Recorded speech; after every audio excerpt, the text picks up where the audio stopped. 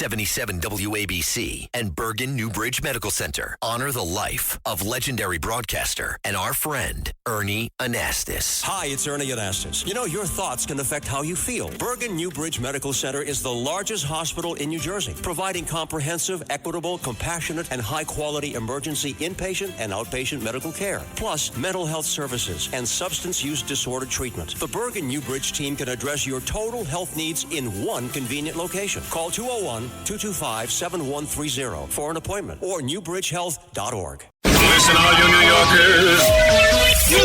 Taxi! Okay, we're looking around. This is the 77 WABC minicast. A lot of big things happening, as I mentioned. I want to get to this breaking story at justthenews.com with John Solomon. John, welcome to the show. Before I do that, though, huge news on Friday, 2 days ago, that I think put some wind at the Republicans' back. I've been talking about this for a while. Virginia Supreme Court overturned the Democrat power grab and restored the 4 seats that Republicans rightly had. It is now going to be 6-5 instead of 10-1. How big of a deal is this? It's huge, and I think it's huge for 2 reasons. One is the instant impact is it puts more seats into play. Right now, the redistricting wars are looking like it could be a plus 10 or plus 11. Republicans will have 10 or 11 more seats. And I want to point out that there's still one big one. The California redistricting could be struck down, not by its Supreme Court, unlike Virginia, but by a federal court because it clearly used race. Prop 50 clearly mentions race as the reason for redistricting. That could become a dispositive decision. And so if that were to happen, the Republicans are trending towards a plus 16 advantage from redistricting. So on the over-under, a very tough race for Republicans just got a little bit easier. 4 more seats back in play along with the 7 or 8 they've already put in seat. Long term, there's another trend line beginning to happen here, and that is that Democrats' decision time and time again to blow past the rules just to get something done, it keeps biting them in the courts. Most of the Biden policies, they got reversed after Trump became president. They got reversed in the courts because Democrats didn't follow the law. Virginia got reversed because they didn't follow their own law. And I think there's a secondary message that's being sent to the Democratic Party is if you want to do these things, it's a futile exercise if you keep blowing past the law. And I think that that's going to create some consideration among the Democratic donors. Hey, we put a lot of money into this and we got zero benefit. It may start to create a culture among the Democratic donors to go back and say, hey, do this the right way or don't do it at all. I think that can't be understated. We've been talking about that on our morning show, The Huddle, in advance of this, that these guys they probably spent at least $80 million. I think the number will be higher. But the point is what you just said. If you're a Democratic donor that was told, hey, we got 4 seats and all you need to do is give us a couple $1 million, they're going to be much more reluctant. They're going to go, you didn't think that one through, dum-dums, because Ken Cuccinelli has been one of the leaders in analyzing this. And there were 4 very strong aspects of this. And one of them was just math, John. There weren't 90 days between when the general, and again, I think the other 3 were very strong as well, but how do you get past, I mean, like, this is where, to your point, like, they were just like, we don't care that the law says there has to be 90 days between second passage of the legislature and when voters are, quote, presented it. They were like, who cares? We do it our way. They learned the lesson. As Hakeem Jeffries likes to say, John, F-A-F-O. Exactly. You got it right. Yeah, listen, this is a party that is so driven by its ideological obsessions that it is blowing past common sense. It's nominating in middle America states candidates who have Nazi tattoos and who say unbelievably extreme things. And they're blowing past the rules and just giving the courts the hammer to hit them back with after wasting a lot of donor money. And so I do think that is there's an immaturity and an incongruity in the Democratic Party right now that its donor base will be the only people to fix it. The ideologues at the top of the party are not going to be fixed. And the Schumers of the world who are trapped by those ideologues, they're not going to be fixed. They're just afraid of being primaried. But the donors who write the checks are probably the ones who are going to hit a pause button at some point soon, saying you're not going to keep wasting my money this way. And I think that's going to create a tug of war in the Democratic Party going into the fall election. You already see, some of the old graybeards of the Democratic Party starting to tug their Rahm Emanuel, saying we're being stupid. And I think that is a sign. I think Rahm Emanuel saw this mid-air collision coming, and others like it that they're about to experience. And I think there's a civil war that breaks out in the Democratic Party in this summer, while the Republicans are probably just about to catch some wind under their sail post-Iran war, post-redistricting. All right, I really want to get to this breaking news, but there, you just said something that I got to hit on before I get to it. Sure. I am as confounded as you are about this guy, Graham Plattner, okay? He has a Nazi tattoo on his chest, okay? And people who know this stuff much better than I do are like, it's not just a Nazi tattoo. I mean, that's like full-on Hitler love. And he says that that women deserve their own sexual assault, okay?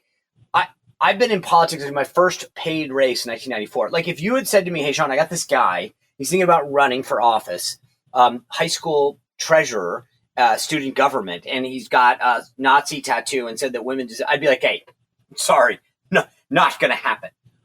What does it say about the Democratic Party, John? Because this is what you're touching on. It's like the idea that anybody thinks that that's, and you hear Chris Van Hollen, the senator from Maryland, who very, potentially the next Senate Democratic leader, saying, look, he apologized for it, and it was because of war. And I'm sorry, I've been in the military 27 years. I know a lot of guys who faced a lot of things in Afghanistan and Iraq. Not one of them went and got a Nazi tattoo. Yep. Yeah. Again, it's the emotion has overtaken the intellect of the party, and that is true on issues.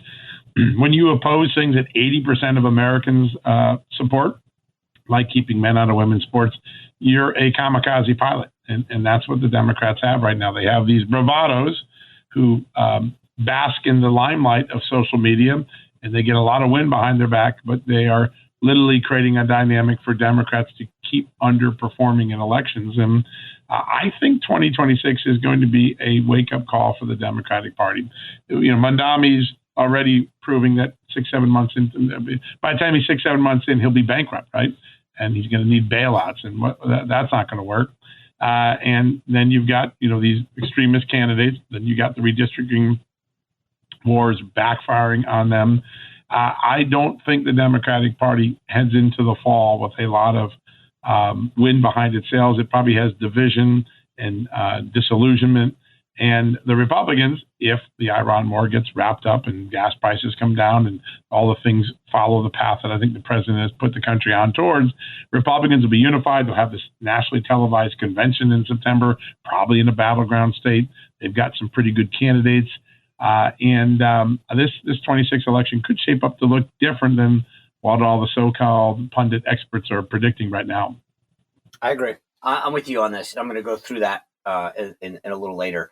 But I buried this because of the news. But I, honest to God, what you guys are always not just the news, but breaking the news. And this thing, I love having you on my show on the Sean Spicer show that on YouTube, whatever. But like this, I couldn't help. I mean, I've been listening to you leading up to this in various things. And then you had said, I think with Steve Bannon yesterday, there's something coming. And I always tell people when John Solomon says something's coming, buckle up, sit back. And then this drops Friday. Yep. Tulsi Gabbard releases memos alleging a CIA cover-up. Holy smokes. Give us the details. Well, I want to remind people, and you have said this so many times, Sean, and I think it's such a important thing to tell people. When you don't punish what happened in 2016, and we didn't punish the Russia collusion people enough, the temptation is to go one step further and one step further and one step further, and that is what has been evolving. Now, the beauty of that is it creates the grand conspiracy case that Joe DeGenova and Kash Patel and others are now pursuing. But in 2016, hey, we're going to take a dirty trick from Hillary Clinton, turn it into a fake criminal investigation, and try to stop Donald Trump from winning the election. They failed, but they didn't get punished. So they're like, well, then we're going to hang a Russian shingle on the start of the president, because we're going to create an intelligence assessment, a fake intelligence assessment around the president, saying he won because Vladimir Putin helped him, even though that is not what the career people wanted. That was the opposite of what the career people concluded from the evidence. They do that. Now, that's pretty bad stuff. I would say it's putting politics into the Intelligence Committee. By 2020,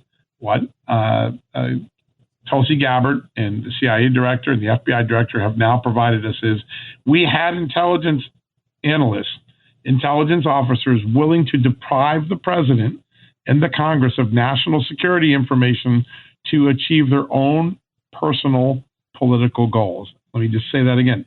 They put politics ahead of the national security of the country. What were they doing?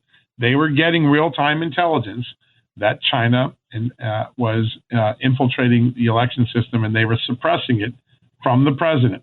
They were suppressing it from the Congress. They were suppressing it from the American people. They were suppressing it from state election officials who might have been in a position to combat some of these breaches if they knew about them, but they weren't being told about them.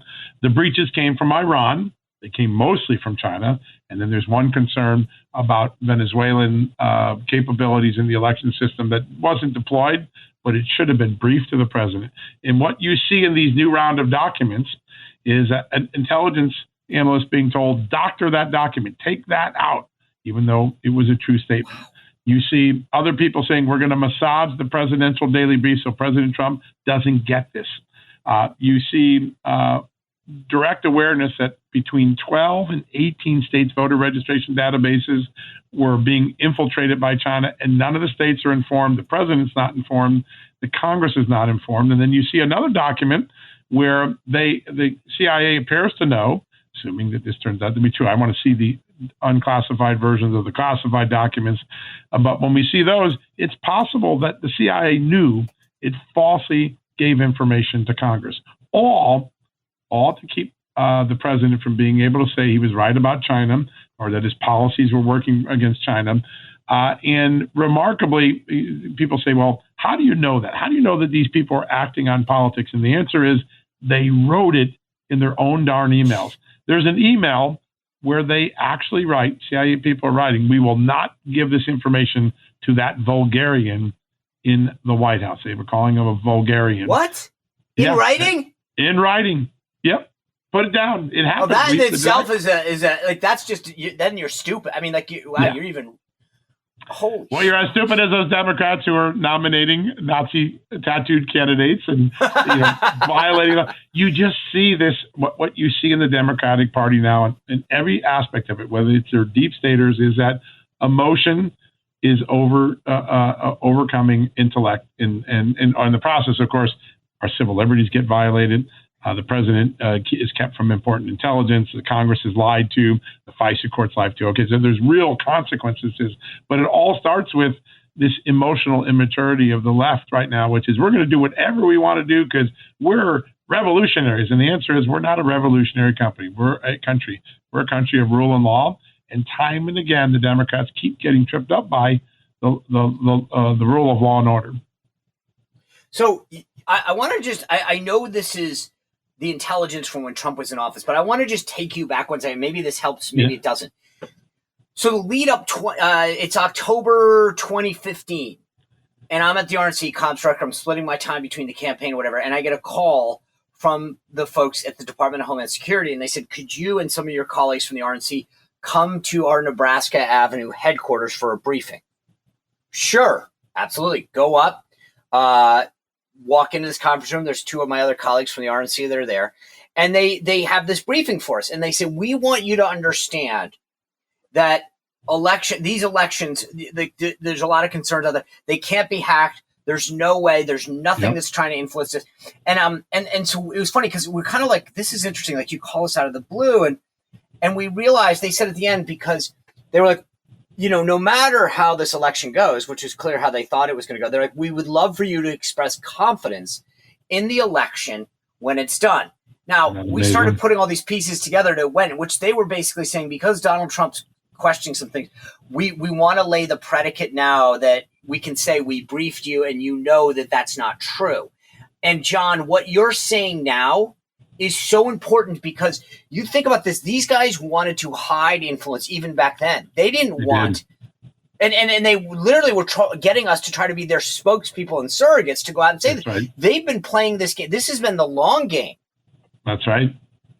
No, listen, you are 100% right. And so how is this not a national scandal? I don't understand, John. Yeah. How did you've exposed it as you and Just the News have done on issue after issue? How is this not we have plenty of time for the morning shows to cover a cruise ship with an outbreak of some disease, but no one's saying, hey, by the way, the intelligence community withheld a bunch of evidence about a country, and everybody loves to talk about influence in Russia. What about this?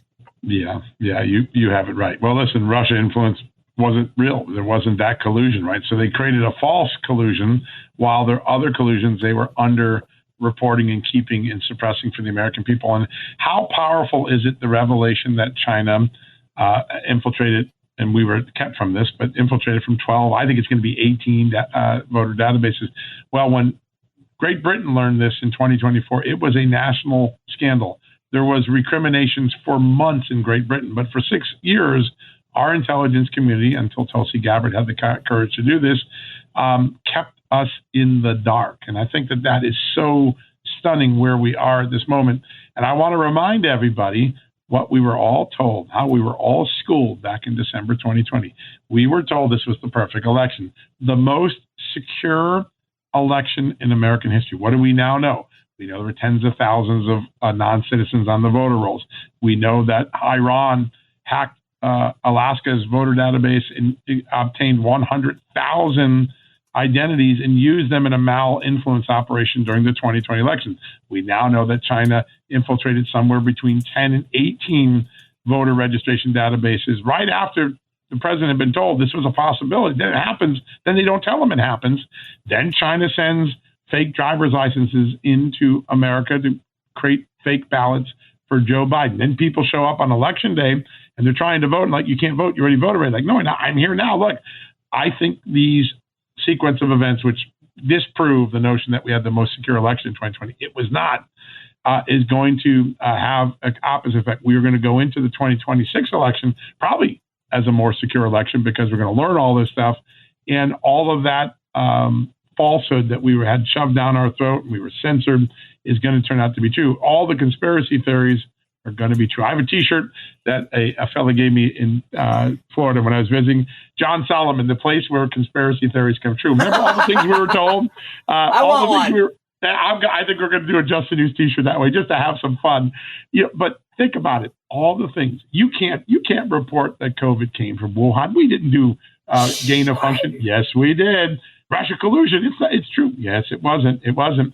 Ukraine. You can't talk about Joe Biden being corrupt. Yes, we can. Hunter Biden didn't cheat on his taxes. Yes, he did. We can go through 10 years of things that we were forcibly kept from saying, even though we're supposed to have free speech, and they were all true. And I think 26 is the moment. Now, you ask, when does it all come together?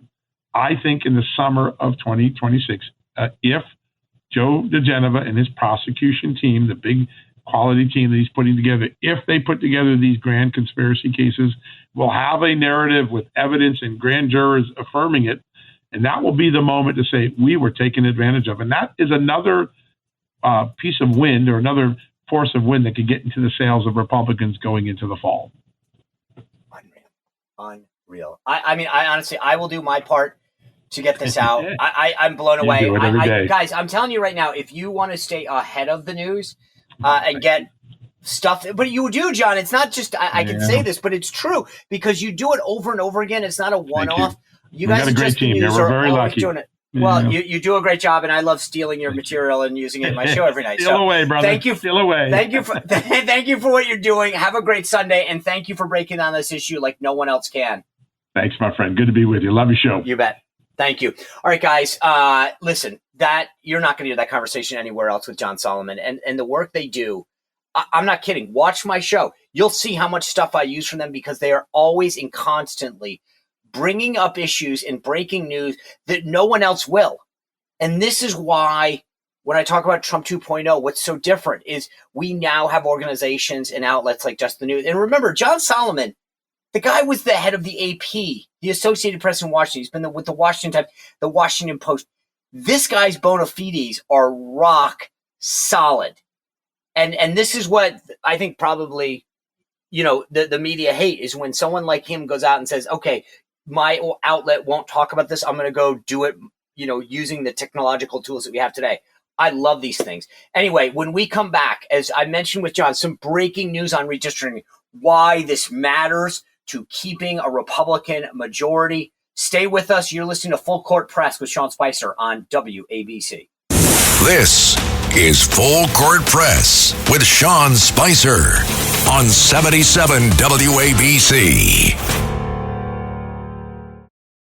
The Marine Toys for Tots foster care program is bringing hope to children who need it most. Every 2 minutes, a child enters foster care, often with only a small bag of belongings. More than 400,000 children face trauma and uncertainty, many before age 8. This May, during Foster Care Awareness Month, Toys for Tots is creating Room for Joy. In 2025, nearly 375,000 children received comfort through toys, books, and essentials, reminding them they are not alone. Donate now and change a child's life.